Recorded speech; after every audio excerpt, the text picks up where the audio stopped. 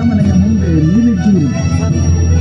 ಮೈಸೂರು ಬರೀ ಸ್ಥಳವಲ್ಲ, ಬರೀ ಹೆಸರಲ್ಲ, ಇದು ರಾಜರ ಸಂಸ್ಕೃತಿಯ ತವರು, ರಸಿಕತೆಯ ಬೀರು, ಸದಭಿರುಚಿಯ ಸಂಕೇತ.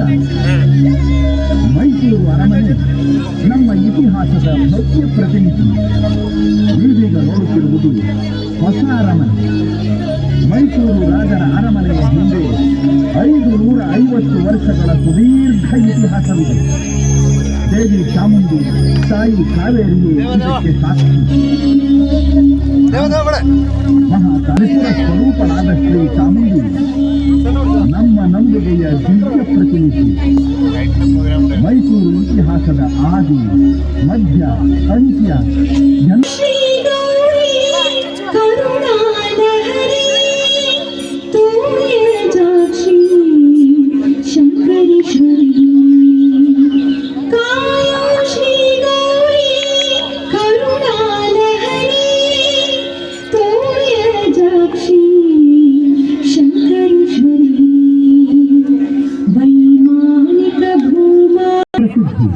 ಚಾಮುಂಡಿ ಇಲ್ಲಿ ಬಂದು ನೆಲೆಸಿದ್ದೇ ಒಂದು ರೋಚಕ ಕಥೆ. ಹಿಂದೆ ಇಲ್ಲೊಬ್ಬ ರಾಕ್ಷಸನಿದ್ದ. ಅವನ ಹೆಸರು ಮಹಿಷ. ಅವನು ಅತ್ಯಂತ ಕ್ರೂರಿಯಾಗಿದ್ದ, ಜನ ಕಂಟಕನಾಗಿದ್ದ.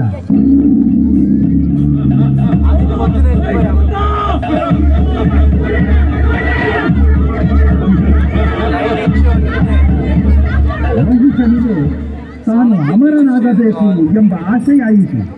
ಶಿವನನ್ನು ಕುರಿತು ಘೋರ ತಪಸ್ಸು ಮಾಡತೊಡಗಿದ.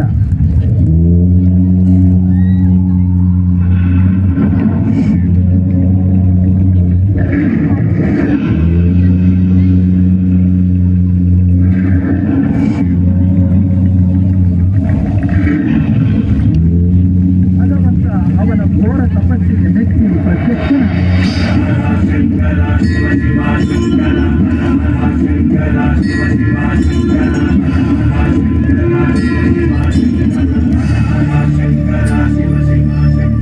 ಭಕ್ತಾಗ್ರೇಸರ ಮಹಿಷಾಸುರ, ಏಳು, ನಿನ್ನ ಘೋರ ತಪಸ್ಸಿಗೆ ಮೆಚ್ಚಿ ಪ್ರತ್ಯಕ್ಷನಾಗಿದ್ದೇನೆ. ಕೈಲಾಸಪತೆ, ಧನ್ಯೋಸ್ಮಿ. ಏಳು ವತ್ಸ, ಏಳು. ಇಷ್ಟಾರ್ಥ ಸಿದ್ಧಿರಸ್ತು. ಬೇಕಾದವರ ಕೇಳಿಕೋ. ದೇವ, ಅತಳ ವಿತಳ ಪಾತಾಳದಲ್ಲಿರುವ ಯಾವ ಗಂಡಸಿಂದಾಗಲಿ ಪ್ರಾಣಿಯಿಂದಾಗಲಿ ನನಗೆ ಮರಣ ಸಂಭವಿಸದಂತೆ ವರ ನೀಡು ತಂದೆ, ವರ ನೀಡು. ತಥಾಸ್ತು.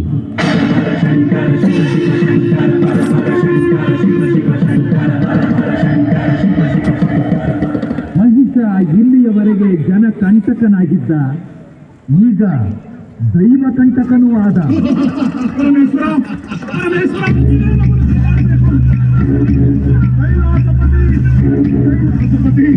ಶರಣು ಶರಣು ನಿನಗೆ.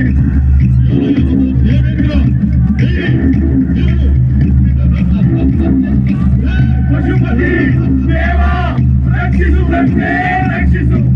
ಕೈಲಾಸಪತಿ, ಈ ಮಹಿಷನ ಅಟ್ಟಹಾಸ ಆಕ್ರಮಣವನ್ನು ನಾವು ತಾಳಲಾರೆವು. ಕಾಪಾಡು, ನಮ್ಮನ್ನು ಕಾಪಾಡು. ನಾನು ಅಸಹಾಯಕ. ನಾನು ವರ ಕೊಡಬಲ್ಲೆನೇ ಹೊರತು ಹಿಂದಕ್ಕೆ ಪಡೆಯಲಾರೆ.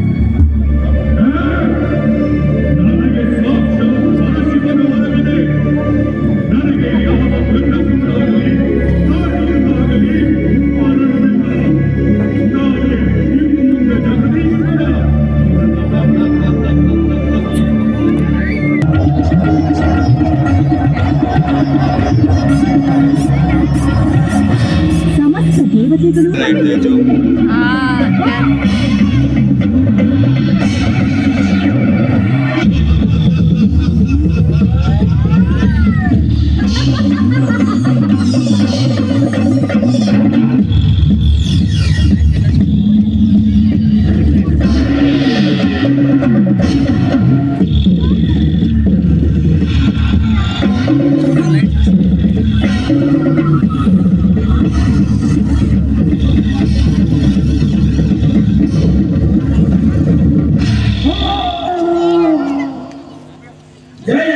ದುರದುರ್ಗೆ ಚಾಮುಂಡೇಶ್ವರಿ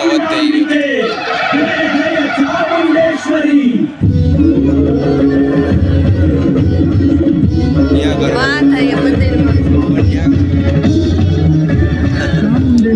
ಮನುಷ್ಯನನ್ನು ವಧಿಸಿದಳು.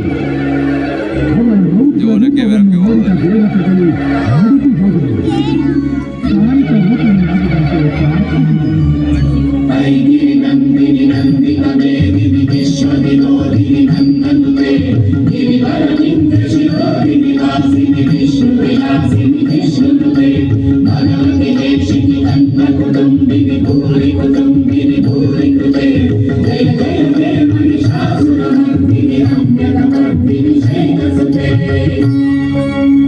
ಚಾಮುಂಡಿ ಪ್ರಾರ್ಥನೆಯಿಂದ ಸಂತುಷ್ಟರಾದರು.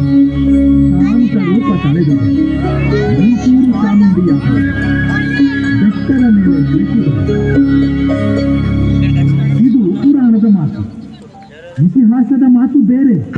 ಶತಮಾನ ಆಗ ಈ ಪ್ರದೇಶದ ಹೆಸರು ಹದಿನಾಡು. ಇದರ ಅಧಿಪತಿ ಚಾಮರಾಜ. ಆತನ ಪಟ್ಟದರಸಿ ಚಿಕ್ಕದೇವರ ಸಮ್ಮಣ್ಣಿ. ಅವರಿಗೆ ಒಬ್ಬಳೇ ಮಗಳು ದೇವಾಜಮ್ಮಣ್ಣಿ. ಚಾಮರಾಜ ಅಕಾಲ ಮರಣಕ್ಕೆ ತುತ್ತಾದ.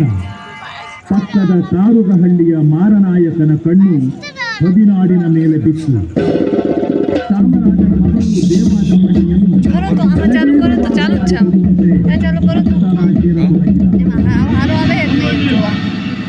ಮುಂದಿನ ಪೌರ್ಣಮಿಯೊಳಗೆ ರಾಜಕುಮಾರಿನ ಲಗ್ನ ಮಾಡಿಕೊಡ್ಬೇಕು. ಒಪ್ಕೊಳ್ದಿದ್ರೆ ಬಲವಂತವಾಗಿ ಹೊತ್ಕೊಂಡು ಹೋಯ್ತೀನಿ. ಸಮಾಧಾನ ತಂದು ಚಾಮುಂಡಾಂಬೆ ನೀವೇ ಗತಿ.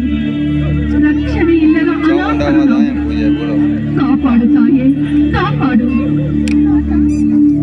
ಹುಣ್ಣಿಮೆ ಸಮೀಪಿಸತೊಡಗಿತ್ತು. ಒಂದು ದಿನ ಸಂಜೆಯ ಸಮಯ. ಸಂಗಾಳಿ ಬೀಸುವಂತೆ ನನ್ನ ಸಂಬಂಧಿಗಳು ಮೈಸೂರಿನತ್ತ ಬಂದರು.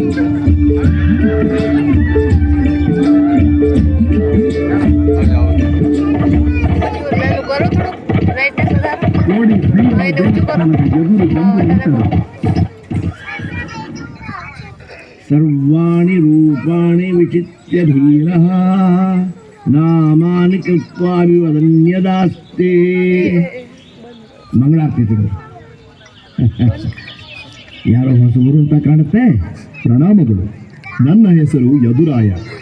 ಇವನು ನನ್ನ ಕಿರಿಯ ಸೋದರ, ಹೆಸರು ಕೃಷ್ಣರಾಯ. ಪ್ರಣಾಮಗಳು ಜಂಗಮರೇ. ಸಂತೋಷ. ಪ್ರಸಾದ ಸ್ವೀಕರಿಸಿ. ನಾವು ಯದುಕುಲ ಸಂಜಾತರು. ದ್ವಾರಕೆಯಿಂದ ಹೊರಟು ದೇಶ ಸುತ್ತಾಡುತ್ತಾ ಬಂದಿದ್ದೇವೆ. ಕೆಲವು ದಿನ ಇಲ್ಲಿ ತಂಗಬಹುದಷ್ಟೇ. ಓಹೋ, ಧಾರಾಳವಾಗಿ. ಕೋಡಿ ಭೈರವನ ಸಾನ್ನಿಧ್ಯ, ಪ್ರಶಾಂತವಾದ ವಾತಾವರಣ, ಮನಸ್ಸಿನ ರಾಜಮಾತೆಗೆ ನಮ್ಮ ಪ್ರಣಾಮಗಳು.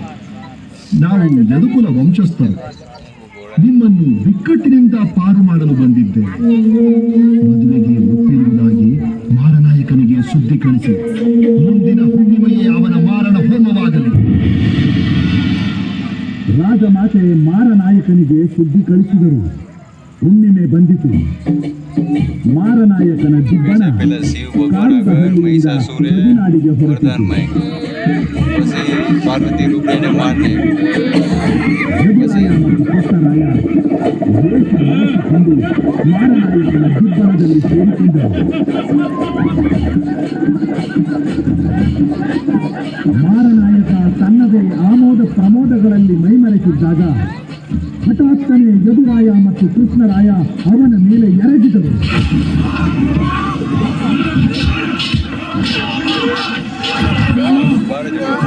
ಬೇಡ, ನನ್ನ ಪ್ರಾಣ ಉಳಿತು. ಅಸಹಾಯಕ ಹೆಣ್ಣು ಮಕ್ಕಳನ್ನು ಪೀಡಿಸಿದ ನೀನು ಜೀವದಿಂದ ಇರಬಾರದು. ಸಾವೇ ಕಳೆಯಿತು. ಇನ್ನು ನೀವು ಮತ್ತು ನಿಮ್ಮ ರಾಜ್ಯ ಸುರಕ್ಷಿತ.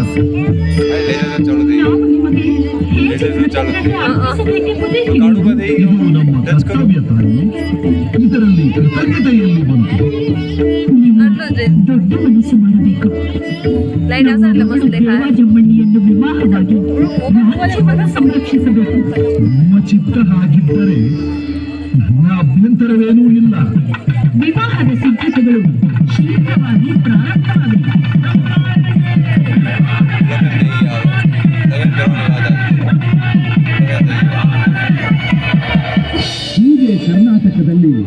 ಹೊಸದೊಂದು ಸಾಮ್ರಾಜ್ಯ ಸ್ಥಾಪನೆಗೆ ಅಮೃತ ಘಳಿಗೆ ಕೂಡಿ ಬಂದಿತು.